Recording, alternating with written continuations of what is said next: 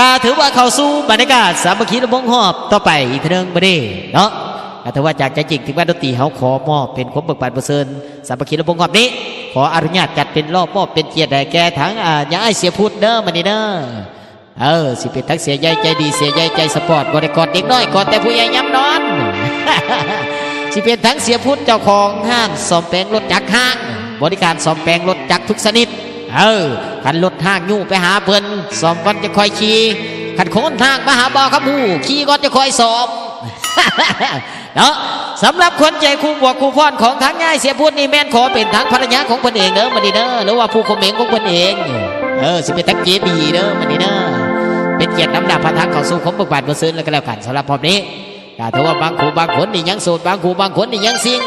แต่ว่าทีมงานแสดงที่ฮักนี่เรื่องโสดการที่จริงแต่เรื่องซิงนี่โคศกกว่าทั้งเสก เอาส่วนนี้เป็นเกียรติเด้ออายุสุดไหนจะหน่อยเด้อทั้งเจบีเขาเด้อ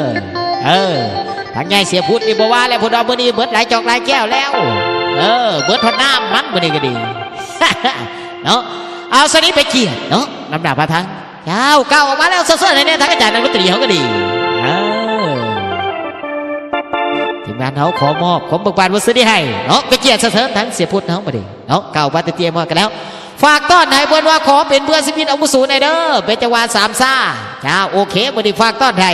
ฮักสาวตัดเปียวจากทางเบาไก่น้อยทินเมืองคงเสดนฝากต้อนให้เป็นจังหวะสามซ่าฝากต้อนให้ถึงว่าดนตรีเขามอบให้ม้วนๆแล้วก็ม้วนๆกันแล้วกันแซ่บๆระบาดพบนี้เป็นเกียรติฝากต้อนให้เนาะ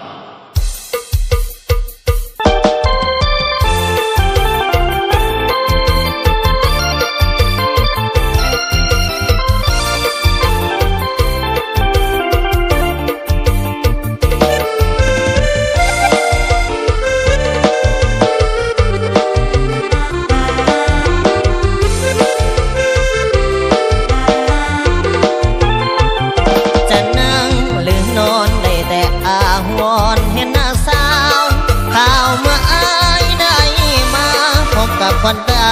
ลินบุญปีใหม่ซึ่งใจบ่ลืมพบกับสาวเงิมตันเปียกคนดังสงการในวันนั้นคิดเพิ่งจอมควันทุกวันเวลาที่แกงกันตายทุกห้อยคำแรงในวันนั้นสองเฮาลำวงเกี่ยวกันพวกหักสัมพันธ์น้องจำได้บ่น้องเคยบอกอายเดือน11ให้เฝ้ามาขออายเตรียมจิตเฝ้ารอ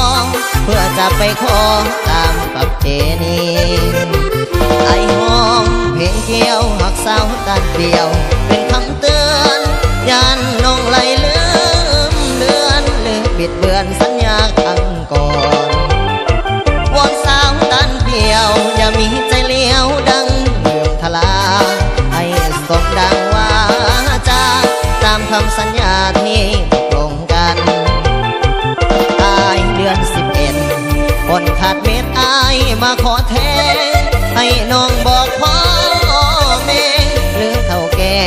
ที่คงเกี่ยวหากสาวตันเปียวคิดมีใจเลี้ยวหวังหลอกลวงอายคงเป็นบ้าปวงย้อนหลงคำลวงของสาวตันเปียว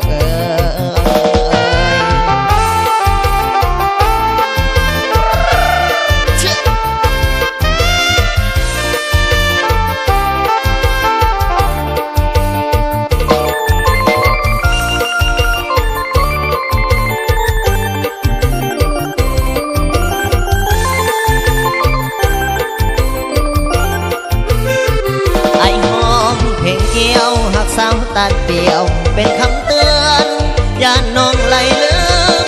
มเลือนหรือบิดเบือนสัญญากันก่อนวอนสาวตันเปี่ยวอย่ามีใจเลี้ยวดังทลาให้สมดังว่าจะตามคำสัญญาที่ตกลงกันอายเดือน11คนขาดเม็ดอายมาขอแทนให้น้องบอกพ่อหรือเท่าแก่ที่คงเดียวหากสาวตันเปียวคิดมีใจเลี้ยวหวังหลอกลวงอายคงเป็นบ้าปวงย้อนหลงคำลวงของสาวตัดเปียว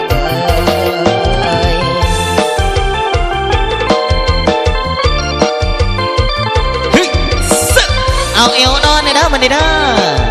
ทั้งผู้ใหญ่บ้านอีตองเขาก็คือกันเด้อมันนี่เด้อผู้ใหญ่บ้านตองนี่บ่ว่าแหละกับแม่นี่แอวบ่อย่างงอนปานใดกันกลางคืนนี่ใครแน่ พิเศษผ่าไก่สาวตะเปียวเด้อมันนี่เด้อมาหลายอยู่บ่เนาะมันนี่เนาะโอ้ยกำลังม่วนบ่เด้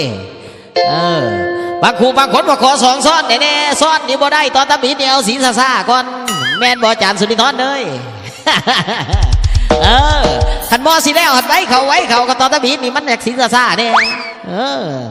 ทั้งพยาบาลตองบอกว่ามื้อนี้เต็มที่โอเคขอบขอบใจน้ำอาสิเป็นทั้งอย่าให้เสียพูดเด้อมื้อนี้เด้อพร้อมโดยทั้งเจบีเฮาว่ากี่เป็นเกียรติน้ำหนักประธานเข้าสู่คมบกบัดบทเซินเจ้าของก็ห้านซ้อมแปลงรถจักรทุกชนิดบ่ว่าสิเป็นตักปีทักน้องอยากต้องการอยากไปติดต่อพัวพันน้ำเพลินเรื่องทั้งการหับไส้หลายสิ่งหลายอย่างบ่ว่าสิเป็นทั้งด้านเครื่องจักรบ่นี่หรือว่าสิเป็นทั้งพาหนะของท่านติดขัดมีปัญหาสตาร์ทบ่ได้หัวเทียนบอดตลอดจนทอดไฟบ่หุง